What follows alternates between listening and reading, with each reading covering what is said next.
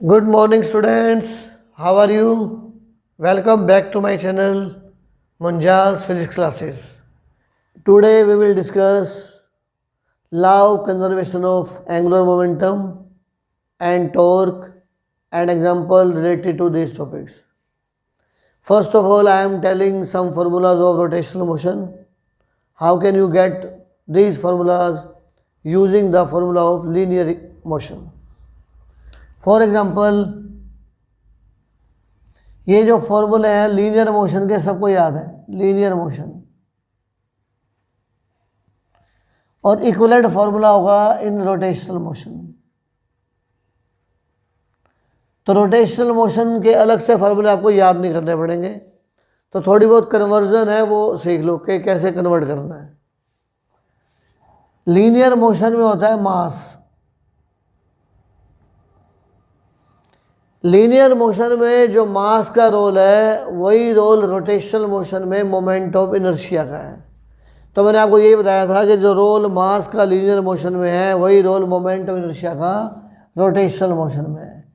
तो इसके इक्विवेलेंट ये वन टर्म है, इसके इक्विवेलेंट आ जाएगा moment of inertia, moment of inertia that is I, and the formula for I is sigma mi ri square.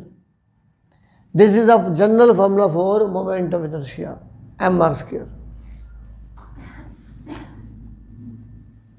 अब मैं यहाँ पे यूज कर रहा हूँ डिस्प्लेसमेंट। डिस्प्लेसमेंट डिस्प्लेसमेंट होता है x और यूनिट रहेगी इसकी metre. Metre is the unit of displacement. जो काम लीनियर मोशन में डिस्प्लेसमेंट करेगा वही काम रोटेशनल मोशन में एंगुलर डिस्प्लेसमेंट करेगा। तो इसके इक्विवेलेंट है एंगुलर डिस्प्लेसमेंट, और angular displacement is denoted by theta and unit of angular displacement is radian. Radian is the unit of angular displacement. Theta की यूनिट रेडियन होती है। Next is linear velocity. Linear velocity, और simply you can से velocity, rate of change of displacement. v is equal to dx by dt, that is called linear velocity. In rotational motion हम लोग पढ़ेंगे angular velocity, and symbol for angular velocity is omega. तो जहाँ पे x है वहाँ theta करना है, यही तो कह रहा हूँ मैं, x को थीटा से रिप्लेस करना है। तो यहाँ x है तो x की जगह क्या आ जाएगा, थीटा आ जाएगा, d theta by d t. Rate of change of angular displacement is called angular velocity. Fourth है लीनियर एक्सेलरेशन और simple acceleration, and that is d v by d t, rate of change of velocity. और यहाँ क्या आ जाएगा, angular acceleration. This is angular acceleration, and formula and symbol for angular acceleration is alpha, and angular acceleration क्या होता है, rate of change of angular velocity, d omega by d t, rate of change of angular velocity. Unit आ जाएगी angular velocity की radian पर second, angular acceleration आ जाएगा radian पर सेकंड स्क्वायर। एक्सेलरेशन यूनिट क्या होती है, मीटर पर सेकंड स्क्वायर, और वेलोसिटी की यूनिट होगी मीटर पर सेकंड। जो यूनिट है वेलोसिटी की दैट विल बी मीटर पर second is the unit of velocity. तो मीटर की जगह मैंने रेडियन को डाल देना है, एक्स की जगह थीटा को डाल देना है, वी की जगह ओमेगा को डाल देना है, और ए की जगह अल्फा आ जाएगा। For example momentum, momentum is mass into velocity. तो रोटेशनल मोशन में आ जाएगा angular momentum, angular momentum. Symbol है इसका L, P की जगह L। अब M में मास, मास की जगह लिखूंगा मैं I, मोमेंट ऑफ इनर्शिया, और v की जगह लिखूंगा मैं ओमेगा। तो L is equal to I omega. Simple सा मतलब यह है कि जो M है उसको लिख दो आई, V को लिख दो ओमेगा, तो I omega that is called angular momentum. Kinetic energy, हमें सबको पता है काइनेटिक एनर्जी का फॉर्मूला क्या होता है, half m square. Rotational motion में क्या होगा, kinetic energy of rotation half m is replaced by I and v is replaced by omega, तो हाफ आई ओमेगा स्क्वायर। तो ये 3-4 कन्वर्जन ध्यान रखो, फॉर्मूले अपने आप निकल के आ जाएंगे। यहाँ पे होता है फोर्स, फोर्स का फॉर्मूला होता है mass into acceleration. Rotational motion में एक नई टर्म यूज कर रहा हूँ मैं, टॉर्क, अभी थोड़ी देर बाद क्लियर करूंगा what is meaning of torque. Force है और यहाँ क्या होगा, टॉर्क, क्या नाम है इसका, टॉर्क। सिंबल है इसका टाउ, टाउ बोलते हैं इसको, टी नहीं है ये, this is tau, torque. Torque is equal to m a, m is replaced by I, a is replaced by alpha, the formula for torque is I alpha. तो torque का formula क्या बन जाएगा, आई अल्फा। एक formula और पड़ा था power, power होता है फोर्स इनटू वेलोसिटी। तो रोटेशनल मोशन में पावर क्या हो जाएगा, फोर्स, फोर्स की जगह लिखना है मुझे टॉर्क और वी की जगह लिखना है ओमेगा, तो टॉर्क इनटू ओमेगा। तो this is the formula for power, power आ जाएगा टॉर्क इनटू ओमेगा। तो इस टाइप से ये फॉर्मूले सबको याद है, इसको कन्वर्ट कर दो। S is equal to u t plus half a t square. This formula will become s displacement, theta angular displacement, u initial velocity, omega naught initial angular velocity, plus half alpha t square. A is acceleration, alpha is angular acceleration. v is equal to u plus a t, v की जगह क्या आएगा, omega, final angular velocity, u omega naught plus alpha t. v square minus you square 2as, v is velocity, omega is angular velocity, omega naught square initial angular velocity 2 alpha theta.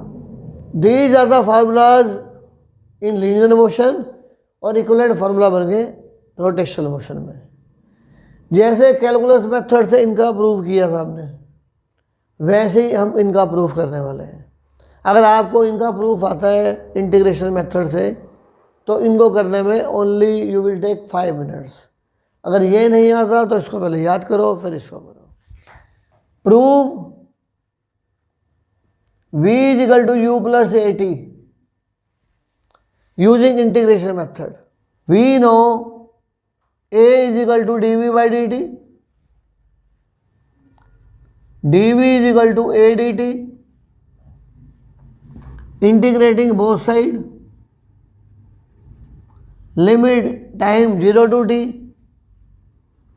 limit for velocity u to v, integration of dv v, integration of dt t, and put limit 0 to t,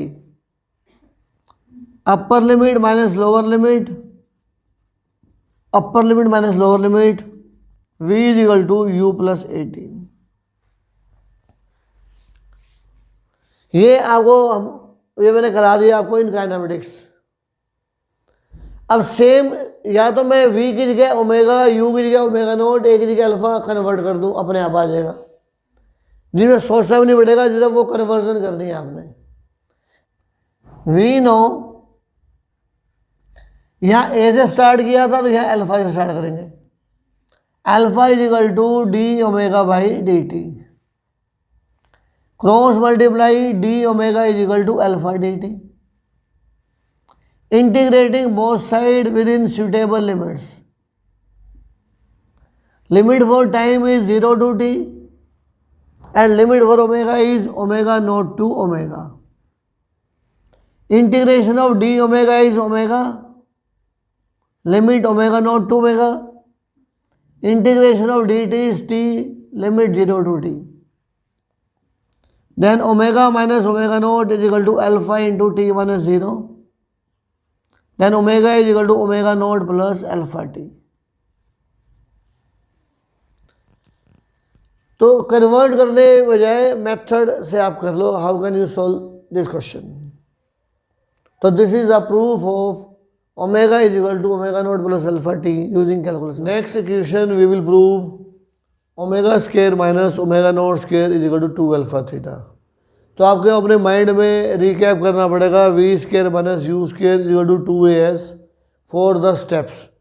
वो आपको याद है पीछे वाला integration method से, तो वो step follow करने हैं सेम इसी इक्वेशन में. We know alpha is equal to d omega by dt. Next step is multiply and divided by d theta. Alpha is equal to d omega by dt. d theta से multiply, d theta से divide. Then d omega by d theta and d theta by dt. Replace कर दिया d theta और dt को. Then alpha will become d omega by d theta into omega, because omega होता है d theta by dt. Rate of change of angular displacement is called omega. Now alpha d theta is equal to omega d omega. Integrating both sides, alpha d theta, omega d omega. Alpha and limit is omega naught to omega and theta 1 to theta 2. Alpha d theta का integration theta, limit theta 1 to theta 2, omega square by 2 and limit omega naught to omega. Then alpha into, put upper limit minus lower limit 1 by 2 omega square minus omega naught square, and theta 2 minus theta 1, that is called angular displacement. Net angular displacement theta half omega square minus omega naught square. So net result will become omega square minus omega naught square is equal to 2 alpha theta, where theta is equal to theta 2 minus theta 1, that is net angular displacement. S is equal to ut plus half it square. इसके equivalent बनेगा theta is equal to omega naught t plus half alpha t square. Prove this equation using calculus method. We know omega is equal to d theta by d t and d theta is equal to omega d t. And we know omega is equal to omega naught plus alpha t. D theta will become omega naught plus alpha t into dt. D theta is equal to omega naught dt plus alpha t dt. Integrating both sides within suitable limits. Integrating both sides. Limit for time is 0 to t. यहाँ dt है तो limit of time is 0 to t and limit of theta is theta 1 to theta 2. You may write 0 to theta also. Integration of d theta theta theta 1 to theta 2. dt का integration t, limit 0 to t, alpha t square by 2 0 to t. ठीक. Upper limit minus lower limit, upper limit minus lower limit, alpha by 2 upper limit square minus lower limit square, ये आ गया. This is called theta omega naught t plus half alpha t square. Theta 2 minus theta 1 is called net angular displacement of torque. Torque होता है turning effect of force is called torque. Turning effect या rotating effect of force is called torque. And torque is the product of force into lever arm. Torque क्या है? It is the product of force into lever arm. अब आता है what is lever arm? ये lever arm क्या है? Lever arm is the perpendicular distance of line of action of force from axis of rotation. Torque is a product of force into lever arm. तो force की line of action और axis of rotation से जो distance होगा that is called lever arm.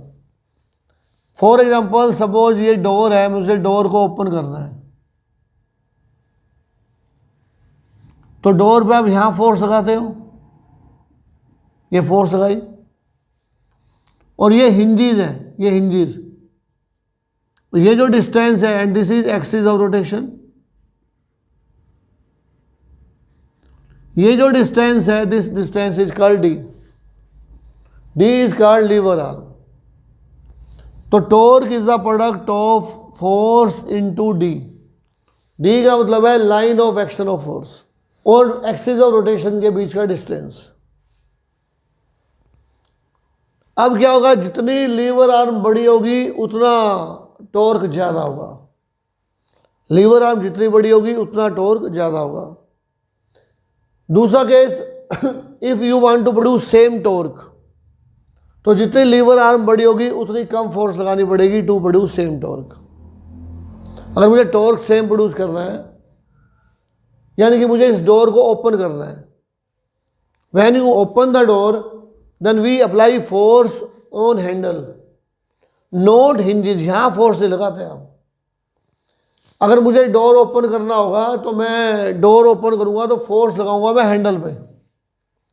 तो handle पे force क्यों लगाऊंगा? क्योंकि उस केस में डी की वैल्यू सबसे ज़्यादा है, और डी की वैल्यू सबसे ज़्यादा है तो डोर इजीली ओपन हो जाएगा। अगर आप फोर्स यहाँ लगाओगे तो easy to open the door. यहाँ फोर्स आपको बहुत ज़्यादा लगानी पड़ेगी। फॉर एग्जाम्पल ये कॉपी है, ठीक है, जब भी आप इसको ओपन करते हो तो यहाँ से पकड़ के ओपन करते हो ऐसे। रीजन ये है इसका एक्सिस ऑफ रोटेशन, और ये मेरी है line of action of force. तो जब मैं यहाँ से ओपन करूँगा तो मुझे कम फोर्स लगानी पड़ रही है, बट अगर मैं यहाँ से ओपन करूँगा तो आई नीड मोर फोर्स, ज़्यादा फोर्स लगानी पड़ेगी टू रोटेट दिस। तो जितनी लीवर आर्म कम होगी उतनी फोर्स ज़्यादा चाहिए टू प्रोड्यूस सेम टॉर्क। आप डोर ओपन करके देखना, हैंडल से ओपन करते हैं क्योंकि उस केस में डी की वैल्यू बहुत ज़्यादा है। लेकिन अगर मैं यहाँ से ओपन करूँ हिंजेस से, near hinges, near axis of rotation, तो आई नीड मोर फोर्स। तो उस केस में रोटेट बड़ी मुश्किल से होगा। ये सेकेंड आता है pipe wrench.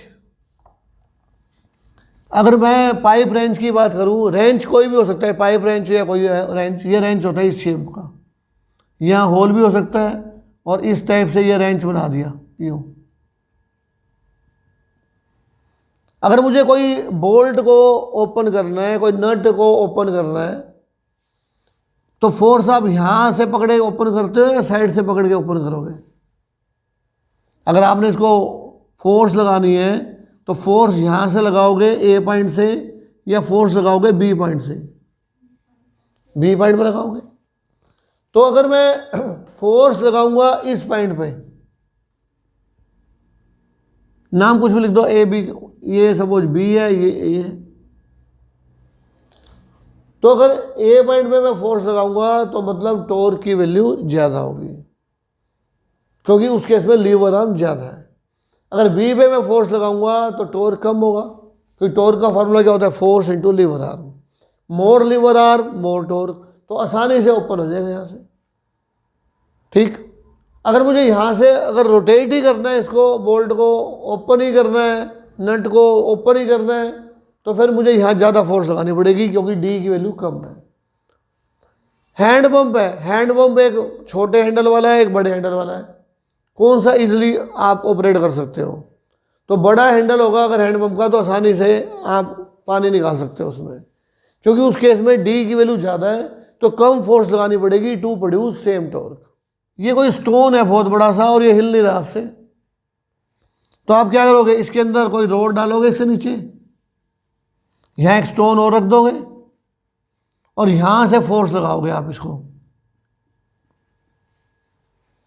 When you are applying force here, तो ये क्या होगा? मूव कर जाएगा इजिली। तो रीजन क्या है? This is the line of action of force. और ये क्या होगा इधर? Axis of rotation. तो ये जो डिस्टेंस है इसे बोलते हैं lever arm. Lever arm is the perpendicular distance between line of action of force and axis of rotation, क्योंकि इसको यहाँ रोटेट करना, इधर जाना है। तो ये जितना ज़्यादा होगा उतनी फोर्स की वैल्यू कम लगानी पड़ेगी टू प्रोड्यूस सेम टॉर्क। तो torque is equal to force into lever arm. तो अगर आप घर में आप स्क्रू ड्राइवर यूज़ कर रहे हो, एक छोटा स्क्रू ड्राइवर है, एक बड़े वाला स्क्रू ड्राइवर है, आप किसी स्क्रू को ओपन करके देखना। जब स्क्रू को ओपन करोगे तो बड़े वाले स्क्रू ड्राइवर में यू नीड लेस फोर्स, आपको लेस फोर्स लगानी पड़ेगी।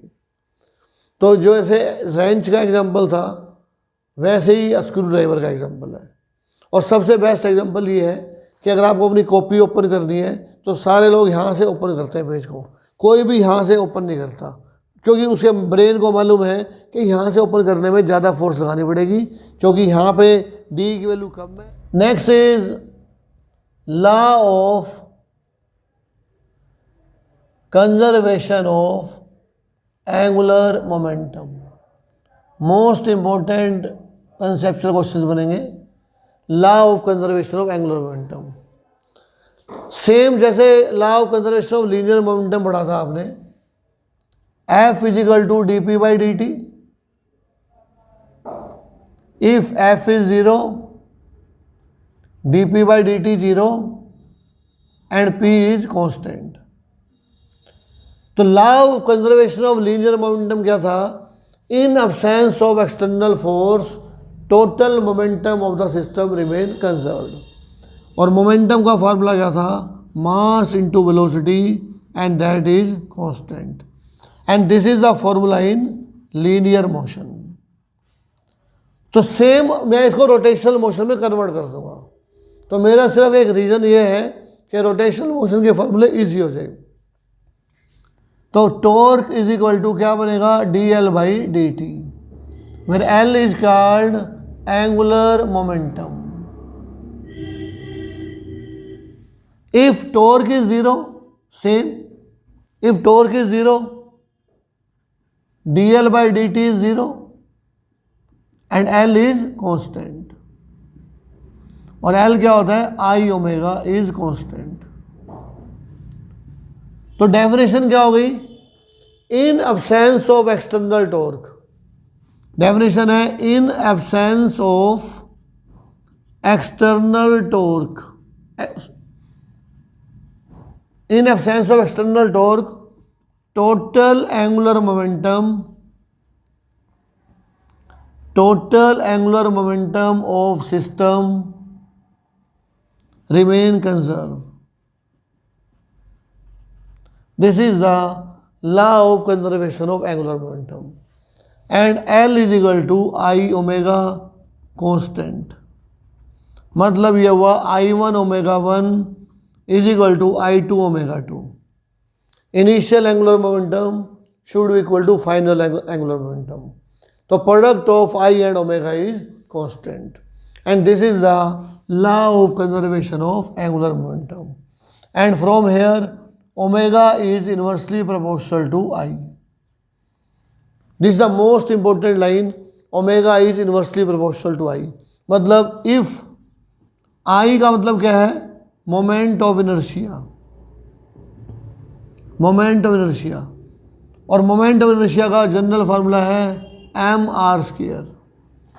सिग्मा लगा दो तो कोई दिक्कत नहीं, एम आर स्क्वायर हो गया। तो this is the moment of inertia M R square. General formula आ गया ये।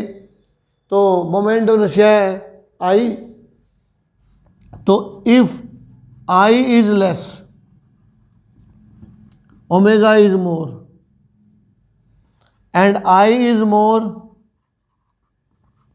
Omega is less. जितने भी कंसेप्चुअल क्वेश्चन हम लोग डिस्कस करेंगे सब में यही कंसेप्ट यूज होना है, I is less omega is more, I is more omega is less. ये कोई स्टोन है किसी थ्रेड के साथ अटैच कर रखा है और आपने स्टोन को रोटेट किया इन सर्कल और अपनी फिंगर के ऊपर रैप करना शुरू कर दिया थ्रेड को। तो जैसे ये थ्रेड फिंगर पे रैप होना शुरू हो जाएगा तो length of thread is going on decreasing, length thread की क्या होगी, कम हो जाएगी। The value of I decreases and omega increases, angular speed of the stone will increase. तो अगर सपोज कोई स्टोन थ्रेड के साथ अटैच है and you are moving the stone in a circle, और जैसे वो थ्रेड आपकी फिंगर के ऊपर रैप करना शुरू करेगा, the speed of the stone is going on increasing.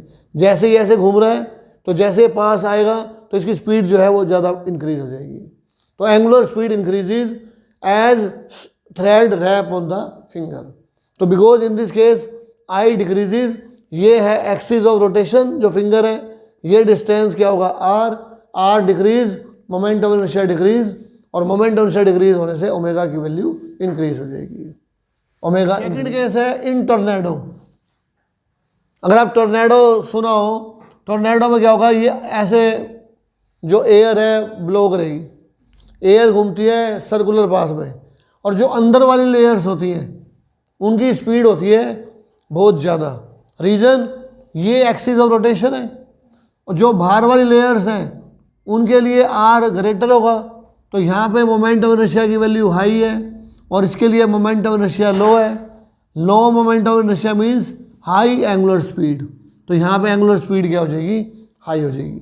जो innermost layer of the tornado moves with higher angular speed, because inner layer के लिए मोमेंट ऑफ इनर्शिया कम होगा और बाहर के लिए मोमेंट ऑफ इनर्शिया ज़्यादा होगा। मूवीज़ में देखा होगा बैले डांसर, तो बैले डांसर में क्या होगा, जब वो अपने हैंड्स को आउट स्ट्रेच करेंगे तो उनकी स्पीड हो जाएगी बहुत कम, रोटेट रुक जाएंगे वो। जब वो अपने हैंड्स अंदर करेंगे, इन स्ट्रेच करेंगे, लेग्स अंदर करेंगे, आर्म्स अंदर कर लेंगे, तो उस केस में क्या होगा, मोमेंट ऑफ इनर्शिया क्या होगा, कम हो जाएगा, और मोमेंट ऑफ इनर्शिया कम होने से एंगुलर स्पीड क्या है वो इंक्रीज हो जाएगी। तो अगर मान लिया आर्म्स आउट स्ट्रेच्ड हैं और दूसरे केस में आर्म्स क्या है, अंदर है, जब आर्म्स बाहर होंगी तो आई की वैल्यू ज़्यादा होगी, ओमेगा कम हो जाएगा। जब आर्म्स और लेग्स अंदर होंगी, इन स्ट्रेच बॉडी के साथ चिपकी हुई होंगी, इन दैट केस आई क्या होगा, डिक्रीज एंड ओमेगा इंक्रीज। तो मूवीज़ में देखा होगा आपने कि जब बैले डांसर अपने हैंड्स को लेग्स को अंदर कर लेंगे, इन स्ट्रेच कर लेंगे, तो एंगुलर स्पीड उनकी बढ़ जाएगी। लेकिन जब वो अपने हैंड्स को आउट स्ट्रेच करेंगे, लेग्स को आउट स्ट्रेच कर लेंगे, in that case angular speed decrease हो जाएगी। सेम अगर किसी स्विमिंग पूल में देखा होगा, जब डाइवर डाइव करता है पानी में, तो जब वो लैंडिंग करेगा तो उसकी बॉडी बिल्कुल स्ट्रेट होगी, और जब वो बीच में होगा तो वो अपनी बॉडी को कर्ल कर लेगा। सोमरसॉल्ट करते हैं तो वो डाइवर क्या करेंगे, अपनी बॉडी को श्रिंक करके इस शेप में ले आएंगे। मोमेंट ऑफ इनर्शिया डिक्रीज होगा तो सिंपल सा मतलब है एंगुलर स्पीड इंक्रीज हो जाएगी। तो जब प्लैंक से वो जंप करेगा तो बीच में वो 3-4 रोल करते हैं, तो रीज़न क्या है, उस केस में क्या होगा, वो अपनी बॉडी को श्रिंक कर देंगे और मोमेंट ऑफ इनर्शिया जो है वो क्या हो जाएगा, डिक्रीज हो जाएगा, और ओमेगा की वैल्यू इंक्रीज होगी। लैंडिंग के टाइम के उनकी बॉडी बिल्कुल स्ट्रेच हो जाएगी, स्ट्रेट होगी। उस केस में जब स्ट्रेट बॉडी होगी तो मोमेंट ऑफ इनर्शिया बढ़ जाएगा और ओमेगा की वैल्यू कम हो जाएगी। If ice on the polar caps melt then what is the effect on length of the day. ये अर्थ है, ये पोल्स हैं। एल इज इक्वल टू क्या होता है, I omega, omega inversely proportional to I, and omega is equal to 2π/t। If ice on the polar caps melt what is the effect on length of the day. जब ice melt होगी यहाँ से तो सारी कहाँ जाएगी, इधर distribute हो जाएगी साइडों में। तो जो मास है वो पोल पे ना हो गई, डिस्ट्रीब्यूट हो गया, जब मास डिस्ट्रीब्यूट हो जाएगा इसका मतलब क्या हुआ, मोमेंट ऑफ इनर्शिया जो है दैट विल बी इंक्रीज। तो मोमेंट ऑफ इनर्शिया इंक्रीज होगा तो ओमेगा की वैल्यू क्या होगी, डिक्रीज हो जाएगी। और ओमेगा डिक्रीज होगा तो टाइम पीरियड क्या होगा, इंक्रीज हो जाएगा। तो if ice on the polar caps melt then the length of the day increases, length of the day increase हो जाएगी।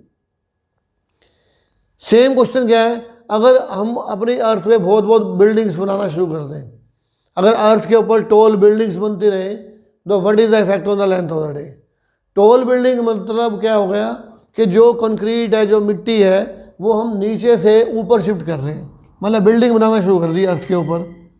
तो मतलब ये हुआ कि बिल्डिंग्स बन गई यहाँ पे साइडों में, ये बिल्डिंग दिखा रहे हैं सपोज करो। तो बिल्डिंग बनाने का मतलब क्या है कि मास सारा साइडों में शिफ्ट हो रहा है। जब मास सारा साइडों में शिफ्ट हो गया तो मोमेंट ऑफ इनर्शिया इंक्रीज होगा। पहले मास अर्थ पे था, मिट्टी सारी अर्थ पे थी, वो हमने बिल्डिंग बना दी ऊपर, तो मास जो है वो शिफ्ट हो गया away from the centre of earth. तो मतलब मोमेंट ऑफ इनर्शिया जो है इंक्रीज हो जाएगा, और मोमेंट ऑफ इनर्शिया इंक्रीज होने से ओमेगा की वैल्यू कम होगी और टाइम पीरियड इंक्रीज हो जाएगा। अगर कंस्ट्रक्शन वर्क बहुत ज़्यादा शुरू कर दें हम अर्थ के ऊपर then it will affect the length of the day, तो length of the day increase. इसका मतलब ये नहीं है कि आपने अपना घर 3 मंजिला बना दिया तो कहोगे अब तो टाइम चेंज हो गया, अर्थ लेंथ ऑफ डे बढ़ गई, इतनी जल्दी बढ़ने वाली नहीं है। बट कंसेप्ट ये है कि बिल्डिंग्स अगर टॉल बिल्डिंग्स बनती जाएंगी तो मास साइडों में शिफ्ट होता जाएगा एज आउटसाइड, और मास आउटसाइड शिफ्ट होगा तो मोमेंट ऑफ इनर्शिया इंक्रीज हो जाएगा, क्योंकि मोमेंट ऑफ इनर्शिया का फार्मूला क्या होता है, mr², और मोमेंट ऑफ इनर्शिया इंक्रीज होने से omega decrease and time period increase. Moment of inertia of sphere is 2/5 mr²। तो अभी ये फार्मूला याद करना है नेक्स्ट न्यूमेरिकल्स के लिए। बाकी मोमेंट ऑफ इनर्शिया रिंग का क्या होगा, डिस्क का क्या होगा, we will discuss later on. Question है, if earth shrinks to 1/8 of original volume keeping mass same then what is the effect on length of the day. कहता है अगर इस टाइम जो हमारी अर्थ है सडनली वो श्रिंक हो जाए 1/8 of its original volume, then what is the effect on length of the day. मुझे लेंथ ऑफ डे पे इफेक्ट डिस्कस करना है, क्या इफेक्ट होगा। We will use the law of conservation of angular momentum, L = I1 ω1 = I2 ω2। ठीक, अब volume अर्थ का क्या हो गया, 1/8 टाइम्स हो गया, तो वॉल्यूम क्या है, V1/8, मास तो सेम ही है, तो वॉल्यूम दे दिया V2 = V1/8। तो वॉल्यूम का फॉर्मूला क्या होगा, 4/3 πr2³ 1/8 4/3 πr1³। ये अर्थ का वॉल्यूम है इनिशियल, ये श्रिंक होने के बाद। तो r2³ की वैल्यू बन जाएगी r1³/8, then r2 will become r1/2। तो मतलब ये हुआ कि अगर वॉल्यूम 1/8 टाइम्स हो गया तो रेडियस हो जाएगा हाफ। तो क्वेश्चन की स्टेटमेंट ऐसे भी आ सकती है, if earth shrinks to half of its radius, या radius of earth is shrink by 1/2 times, then what is the effect on length of the day. तो रेडियस डायरेक्ट भी दे सकता है और वॉल्यूम भी दे सकता है। तो r2 की वैल्यू आ गई r1/2। Now we will apply the law of conservation of angular momentum. Moment of inertia 2/5 mr1², क्योंकि अर्थ की शेप कैसी है, सेफेरिकल शेप है, तो moment of inertia about axis of rotation आएगा 2/5 mr1²। याद रख लो अभी तो ω1, ओमेगा का फॉर्मूला होता है 2π/t 2π/t1, बिकॉज मुझे निकालना है length of the day, time period निकालना है कि एक राउंड कितने टाइम में पूरा होगा। 2/5 mr2² 2π/t2, ये बन जाएगा r1²/t1 = r2²/t2। Then t2 T2 will become R2 square by R1 square T1, and R2 is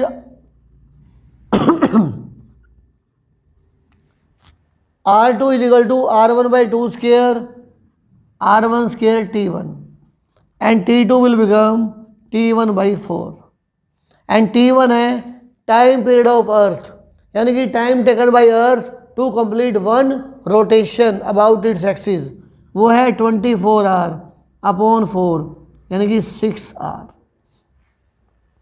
इसका मतलब ये है कि आज की डेट में अर्थ अगर श्रिंक हो जाए 1/8 ऑफ इट्स ओरिजिनल वॉल्यूम, तो लेंथ ऑफ द डे बन जाएगी 6 आवर। तो हमारा जो डे नाइट है वो 6 आवर का बन जाएगा। मतलब ये है, अगर इसी क्वेश्चन में आ जाए, if earth shrinks to 1/64 of its original volume, what is the effect on length of the day.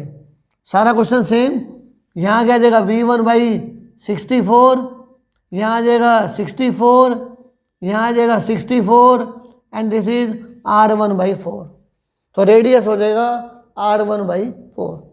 अब मैं इस R2 को क्या पुट कर दूँ, R1/4, जैसे R1/4 पुट करूँगा तो यहाँ बन जाएगा T1/16, यहाँ बन जाएगा 24/16, and answer will be 1.5 our.